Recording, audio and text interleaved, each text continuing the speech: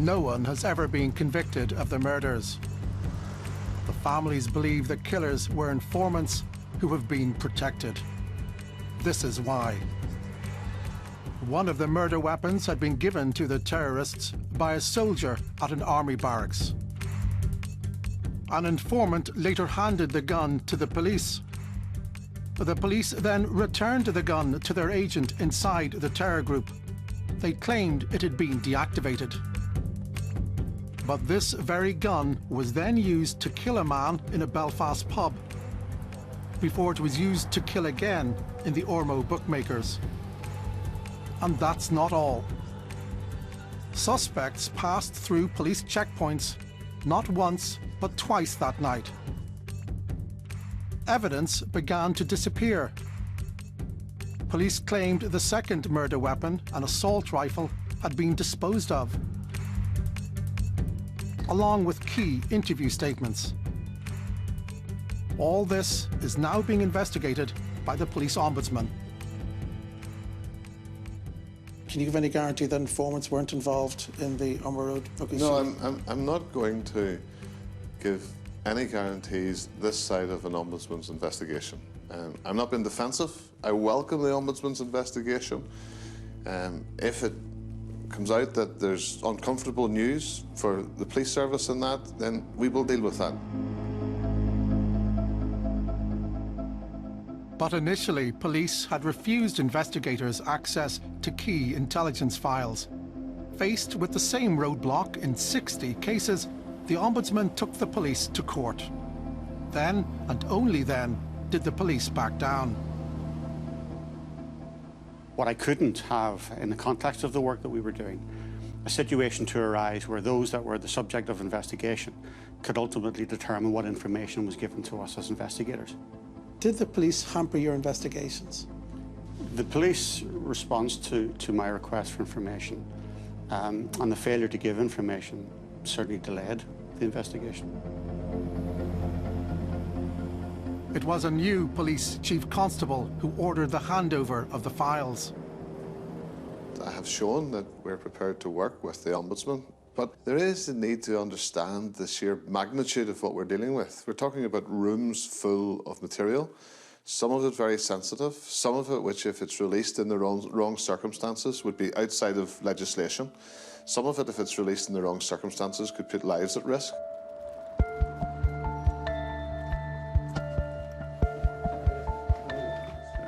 The Ombudsman's investigation has already been going for 8 years. There was a Browning handgun, which was used in the murders. But it is only now starting to make progress. How are you? How did it go? Can you tell us what you learned today? Well, we can't say too much because it's an ongoing investigation, but the family got good news and it's going in the right direction, and these investigators seem like they're determined to find out what was behind it and who was behind it. That's the guarantees that they've come and give us. We discovered later why the families were so pleased. The assault rifle used in the shooting, the one supposedly disposed of by police, has been found. And the investigation has now expanded. Panorama can reveal that the police ombudsman has now linked 9 other murders to the Bookmakers shootings. Collusion is alleged in all these cases.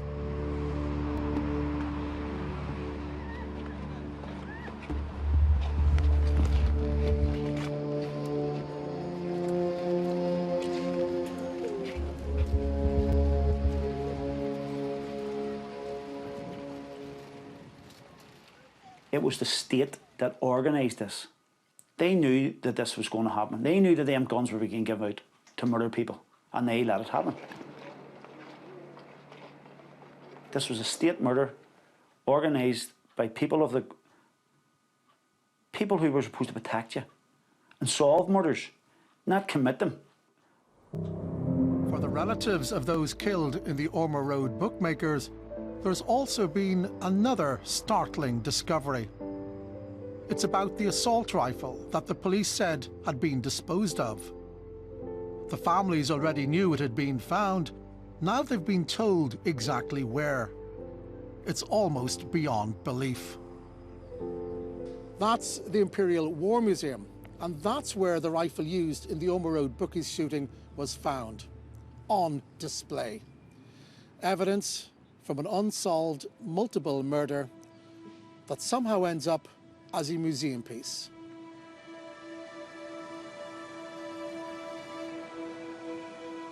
Inside the museum, you can still see where the murder weapon was displayed. It has now also been linked to 2 other unsolved murders. Crucial evidence from a police investigation secretly moved to a military museum.